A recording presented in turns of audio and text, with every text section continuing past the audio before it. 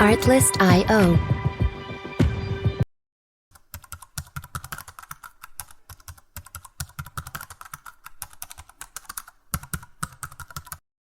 Hai, selamat pagi, siang, sore, malam, kapanpun kalian nonton video ini.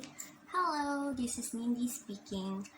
For today's video, aku akan jelasin ke teman-teman semua terkait dengan illegal wildlife trade atau yang biasa disebut perdagangan ilegal satwa liar. Kenapa disebut sebagai perdagangan ilegal satwa liar? Hal ini mengacu kepada suatu proses perdagangan satwa liar, baik hewannya langsung maupun produk atau organnya begitu, yang prosesnya mereka langsung menangkap dari alam liar dan dilakukan secara ilegal. Kenapa disebut ilegal? Karena hal ini tidak sesuai dengan hukum-hukum yang berlaku gitu. Nah, khususnya pada video ini aku akan jelasin terkait dengan kasus yang ada di Amerika Serikat, di mana Amerika Serikat ini menurut data merupakan negara konsumen terbesar wildlife di dunia gitu. Walaupun bisa disebut sebagai negara maju, negara besar, with major power also gitu, tapi Amerika Serikat ini ironisnya masih dibilang sebagai konsumen terbesar dari satwa liar ini gitu. Kenapa hal ini masih terjadi? Salah satu faktornya adalah karena tingginya demand akan produk satwa liar. Jadi menurut hukum ekonomi kan kalau misalnya demand-nya tinggi, pasti ada beberapa pihak yang mencoba untuk memenuhi permintaan tersebut kan. Nah, karena hal itu high demand ini menjadi faktor pendorong langgengnya praktik perdagangan ilegal satwa liar di Amerika Serikat. Selain itu, selain karena tingginya high demand, Amerika Serikat ini menjadi lokasi strategis untuk perdagangan satwa liar. Kenapa? Karena ada 3 pelabuhan di sana, pelabuhan California, San Francisco, juga El Paso, yang merupakan 3 jalur masuk wildlife begitu terbesar, dengan frekuensi terbesar di Amerika Serikat.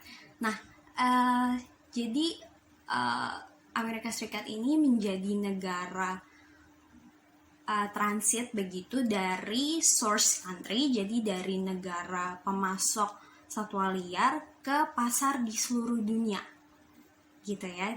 Itu terjadi di Amerika Serikat. Di sini kita bisa lihat betapa tingginya demand masyarakat di dunia, sebetulnya nggak cuma Amerika Serikat, terkait dengan komoditas satwa liar ini gitu kan.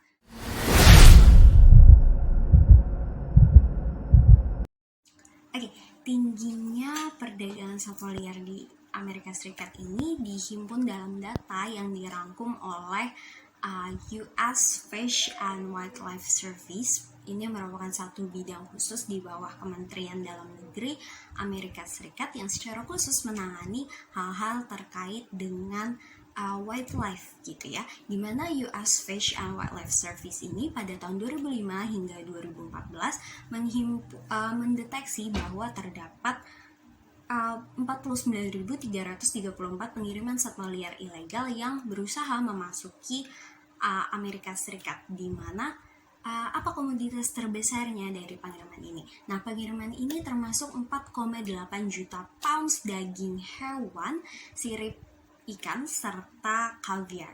Nah, tingginya angka pengiriman ini pasti mengindikasikan permintaan yang tinggi akan komoditas tersebut di dalam negeri Amerika Serikat. Nah, di sini aku mau menjelaskan satu komoditas satwa liar yang sebetulnya mungkin jarang tersentuh, tapi merupakan salah satu komoditas yang digemari oleh masyarakat Amerika Serikat sendiri maupun dunia. Nah, komoditas itu adalah caviar gitu.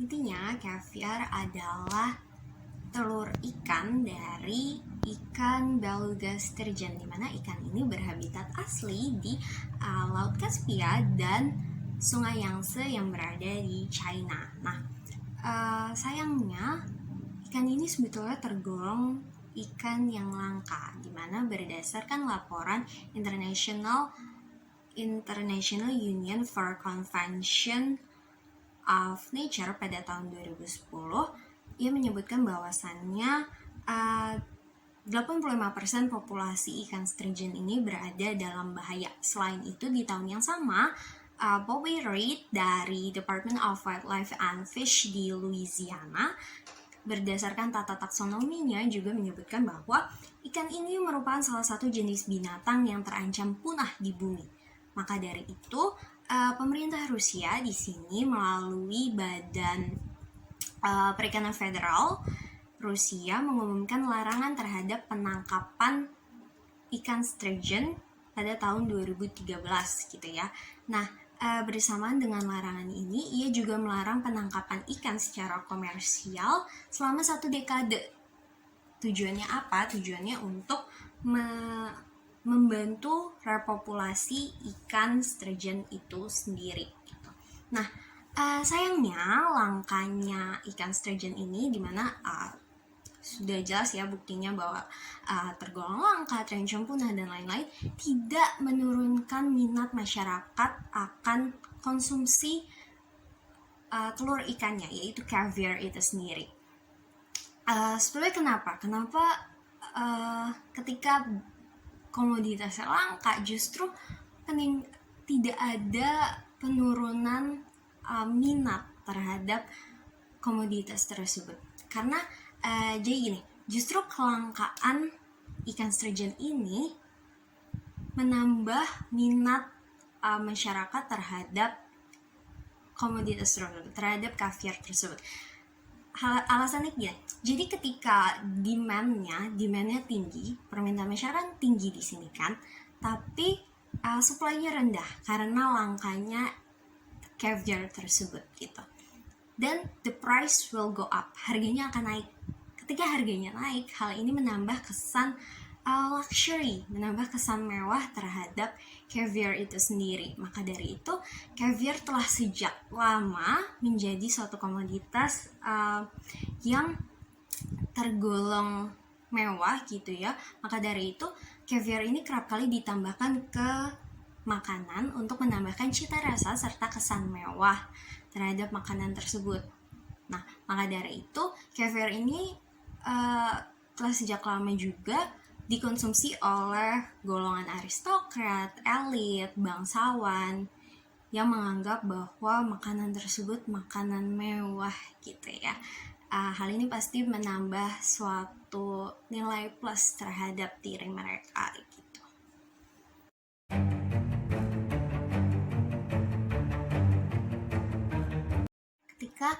Ketika suatu barang atau komoditas ini menjadi langka tapi permintaannya tetap tinggi, maka akan ada sejumlah pihak yang berusaha memenuhi permintaan konsumen tersebut dengan bagaimanapun caranya. Nah, disinilah terdapat celah masuknya ilegalitas dalam proses perdagangan satwa liar. Salah satunya adalah dalam satu kasus di Amerika Serikat terkait dengan perdagangan caviar ilegal yang dilakukan oleh pemilik serta presiden Connoisseur Brands Limited yang berada di New York, yaitu pemiliknya bernama Alfred Yasbak. Nah, Alfred Yasbak ini didakwa dan ditahan karena sejumlah pelanggaran yang ia lakukan. Salah satunya adalah terkait penjualan caviar palsu, di mana ia menjual caviar dari ikan paddlefish, salah satu ikan langka dan dilindungi di Amerika Serikat. Kemudian ia jual dengan identitas caviar sevruga dari Rusia. Ini merupakan salah satu jenis caviar paling mahal dan paling berkualitas di dunia gitu. Nah, US Fish and Wildlife Service kala itu mendapat laporan dari salah satu retailer yang membeli yang membeli caviar di perusahaan tersebut, yaitu Dean and DeLuca serta Balducci's and Zabars, di mana ketika mereka membeli caviar dari perusahaan Alfred Yasbach, mereka mengatakan bahwa mereka telah ditipu karena caviar tersebut palsu dan bukan berasal dari ikan Sevruga yang seperti yang diklaim Alfred Yasbach gitu ya. Nah, kemudian untuk menindaklanjuti laporan ini, US Fish and Wildlife Service kemudian membentuk suatu operasi yang dinamakan Operasi Molosal. Jadi, skenario-nya begini. US Fish and Wildlife Service mengirimkan satu special agent yang bertindak sebagai pembeli. Ia akan menyamar dengan identitas merupakan karyawan dari Sutton Place Gourmet di Maryland. Jadi Sutton Place Gourmet ini merupakan satu supermarket yang menyediakan komoditas barang sehari-hari. Salah satunya adalah caviar. Jadi special agent di sini menyamar sebagai karyawan dari Sutton Place Gourmet tersebut dan ingin membeli caviar ke Alfred Yasbach gitu. Nah, ketika proses penangkapan tersebut, Alfred Yasbach juga mengambil caviar dari salah satu nelayan di Maryland, di mana di antara nelayan tersebut juga ada special agent di sana, dan agent di sana sebelumnya telah mengatakan kepada Yasbach bahwasannya ikan paddle yang dia jual ini ilegal, dan apa yang dibalas oleh Yasbach ketika ia mendengar pernyataan tersebut, ia tetap membelinya. Jadi ia tetap membelinya. Lalu di percakapan lain juga Yasbach memberitahu nelayan palsu tersebut bahwasanya ia menginginkan semua yang bisa ia bawa, apakah itu berkualitas atau tidak. Jadi bisa dibilang Yasbach telah membeli paddlefish. 1, ia telah membeli paddlefish ilegal. 2, ia telah membeli telur ikan yang kualitasnya tidak baik. Oke, terkait kejahatannya tersebut, Alfred Yasbach akhirnya didakwa terkait berkonspirasi menyelundupkan caviar sturgeon yang dilindungi, lalu menjual caviar palsu kepada retailer dengan label palsu, serta membuat pernyataan palsu selama 4 hingga 5 tahun belakangan. Karena hal ini, ia akhirnya didakwa dan masuk penjara selama 2 tahun serta harus membayar denda sebanyak 125.000 US dollar.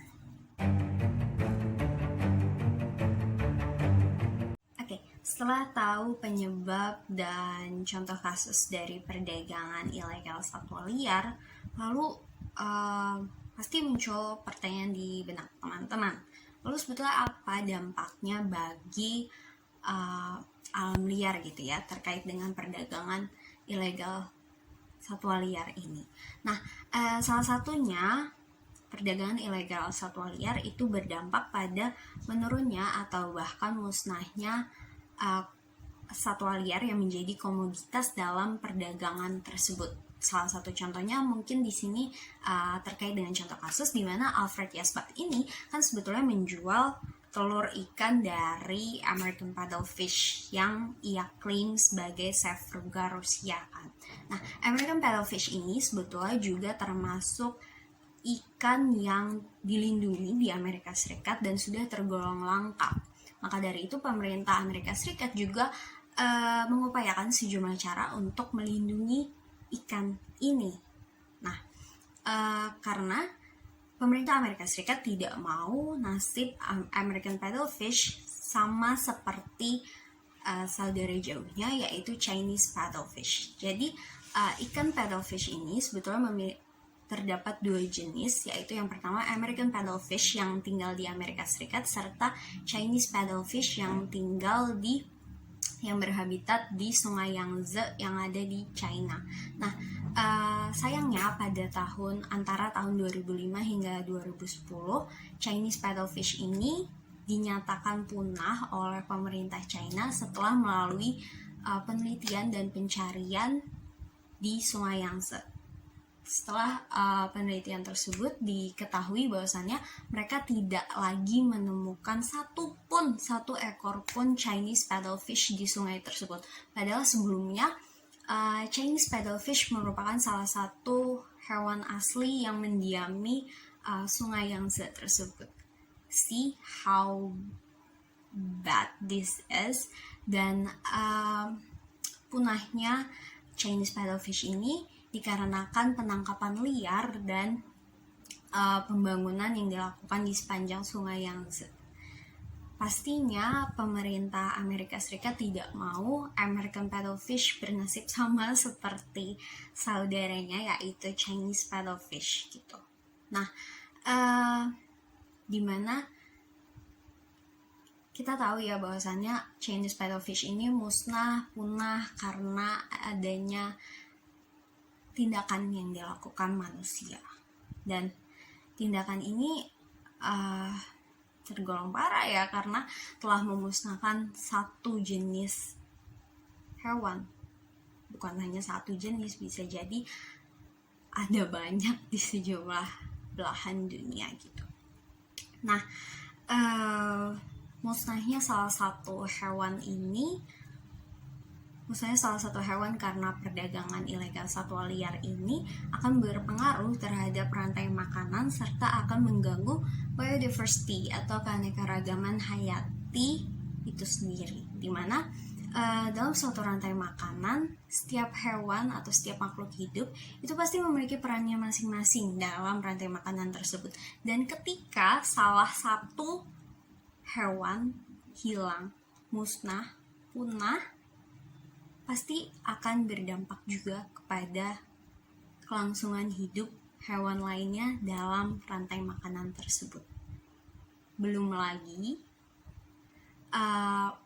lagi hal ini juga menjadi ancaman lainnya, yaitu perubahan iklim yang kita tahu makin menjadi setiap tahunnya. Dan bukan tidak mungkin American paddlefish tidak hanya musnah karena perdagangan satwa liar, tapi juga karena perubahan iklim.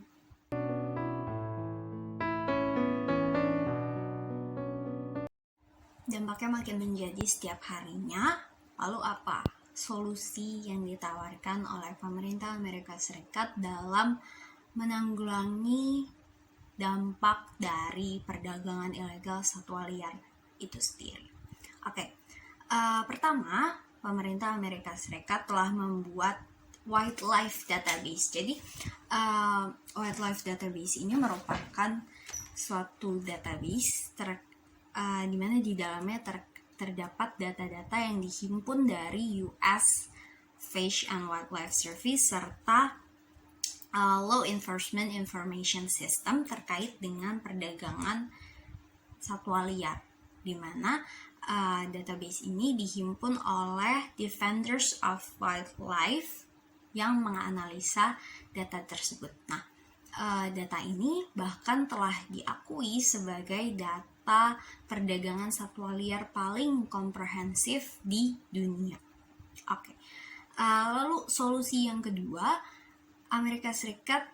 pemerintah Amerika Serikat melalui database tersebut berusaha untuk mengedukasi warga Amerika Serikat terkait perdagangan satwa liar, baik sebagai konsumen maupun sebagai pengamat perdagangan satwa liar. Nah, hal ini diharapkan dapat meningkatkan kesadaran masyarakat akan satwa liar serta menurunkan demand masyarakat Amerika Serikat terhadap satwa liar. Karena balik lagi ke penyebab perdagangan satwa liar ya, tingginya konsumsi komoditas satwa liar tidak lepas dari permintaan itu sendiri gitu. Lalu solusi yang ketiga adalah meningkatkan anggaran, sumber daya serta kapasitas otoritas terkait. Jadi posisi Amerika Serikat sebagai negara tempat sejumlah transit satwa liar diperdagangkan membuat Amerika Serikat menambah kapasitas Fish and Wildlife Service itu sendiri. Sejumlah peningkatan ini diharapkan dapat dapat mendeteksi pengiriman ilegal yang memasuki dan melakukan transit di Amerika Serikat gitu. Nah, selain itu, peningkatan ini juga dibarengi peningkatan penegakan hukum di pelabuhan yang kerap kali menjadi jalur masuk komoditas ilegal. Nah, environmental law enforcement atau penegakan hukum lingkungan di sini harus betul-betul ditegakkan. Karena tidak hanya hak manusia yang harus diperjuangkan, namun perlu diingat juga bahwasannya satwa liar juga memiliki hak untuk ditegakkan. Satwa liar tidak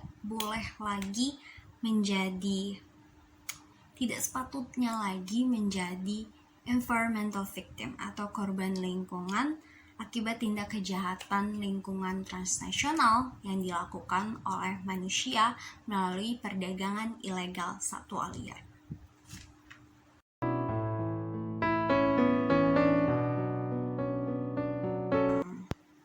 Menjadi korban atau menjadi sasaran dari perdagangan ilegal satwa liar, Indonesia sebagai negara dengan keanekaragaman hayati yang beragam juga nyatanya mengalami hal ini. Di mana tercatat pada tahun 2019 perdagangan satwa liar ilegal di Indonesia mencapai 13 triliun rupiah. Angka yang terbilang fantastis dan kurang lebih dapat mencerminkan ancaman dari perdagangan ilegal satwa liar di Indonesia. Maka dari itu, belajar dari Amerika Serikat, Indonesia sudah sepatutnya membuat suatu sistem dan database guna mencegah perdagangan ilegal satwa liar dan untuk mengedukasi masyarakat. Pemerintah tidak bisa bekerja sendirian, masyarakat harus terlibat di sini. Maka dari itu, masyarakat harus diedukasi dengan baik agar nantinya dapat memiliki suatu kesadaran terhadap pentingnya satwa liar di sini dan tidak lagi memperjualbelikan satwa liar. Di mana tingginya kesadaran masyarakat akan membawa dorongan berarti pada terwujudnya hak satwa liar di Indonesia. Tidak hanya itu, sistem yang baik dan kesadaran yang baik juga akan lebih baik jika disokong dengan anggaran yang memadai. Anggaran ini nantinya dapat digunakan untuk memberikan dukungan terhadap praktik sistem tersebut di dunia nyata untuk menyelamatkan satwa-satwa liar dari perdagangan ilegal yang terjadi di Indonesia. Oleh karena itu, maka dari itu, aku mau ajak semua teman-teman untuk ikut dalam campaign yang aku buat, yaitu #StopTipu-Tipu Satwa Liar. Jadi, stop konsumsi satwa liar, stop menangkap satwa liar, dan stop memperjualbelikan satwa liar. Karena kita harus ingat bahwa kita harus hidup berdampingan di dunia ini. Manusia bukan makhluk superior di dunia ini yang bisa melakukan apa saja untuk kelangsungan hidup mereka. Ingat bahwa satwa liar juga memiliki haknya sendiri untuk hidup, dan jangan sampai kita mencuri hak untuk hidup satwa liar hanya untuk kelangsungan hidup kita. Jadi, share hashtag ini di social media kalian, Twitter, Instagram, TikTok, and other platforms that you want, and let's share Stop Tipu-Tipu Satwa Liar together. And I hope that this video will encourage you untuk menjaga satwa liar. Thanks for watching this video. Thank you.